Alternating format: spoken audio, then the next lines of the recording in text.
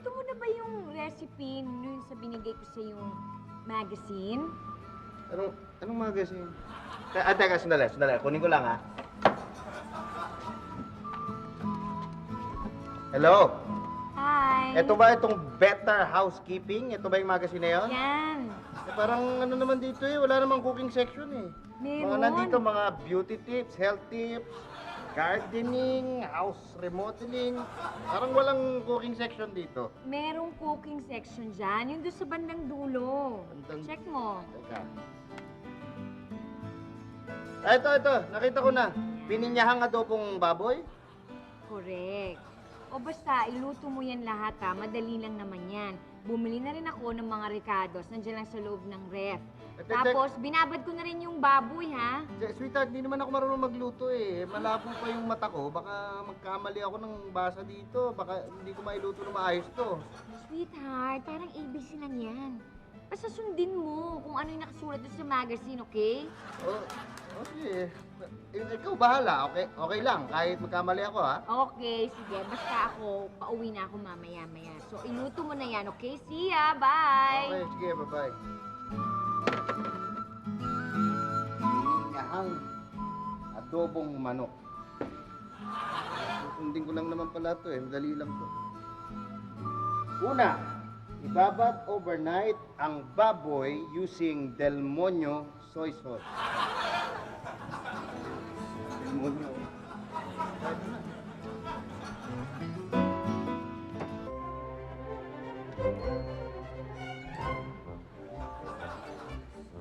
Umakbang ng dalawa pakaliwa at dalawa pakanan na parang isinasayaw ang lahat ng ginagawa.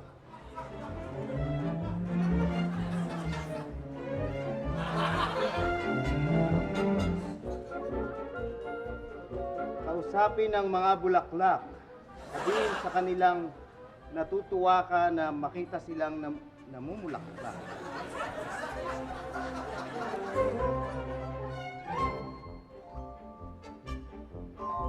Hi.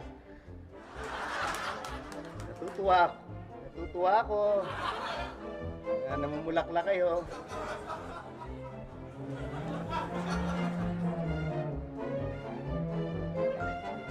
Kunin ang ibinabad na baboy. Iwalay ito sa pinagbabaran.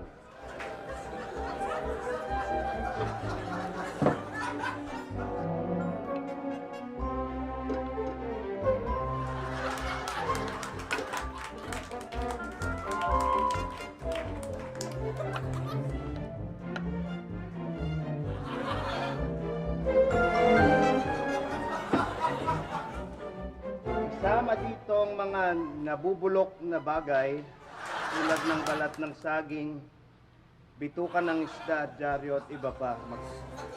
Magkasama silang ilagay.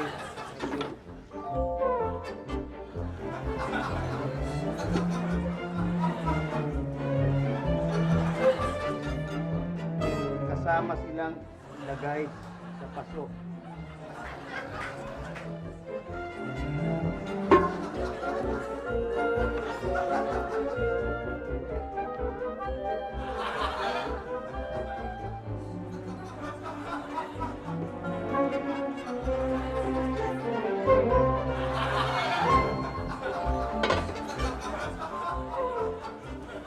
Breathe in, breathe out.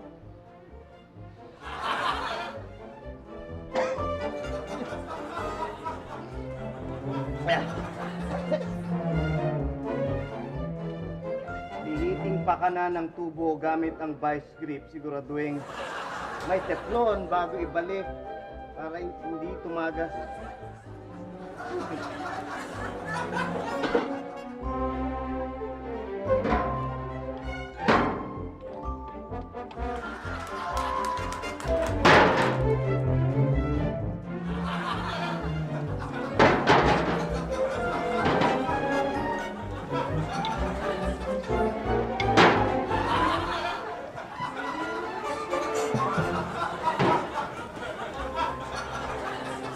Saan ang apoy?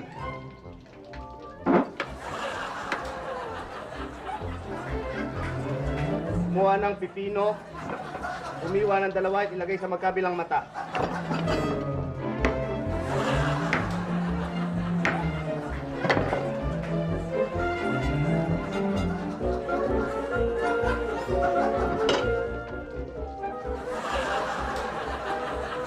Ah.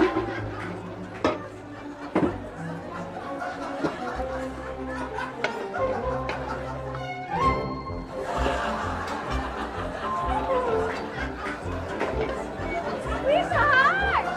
Ano nangyari dito sa bahay natin? Ah, Pininyang adobong manok. Ay, nasusunog! Nasusunog!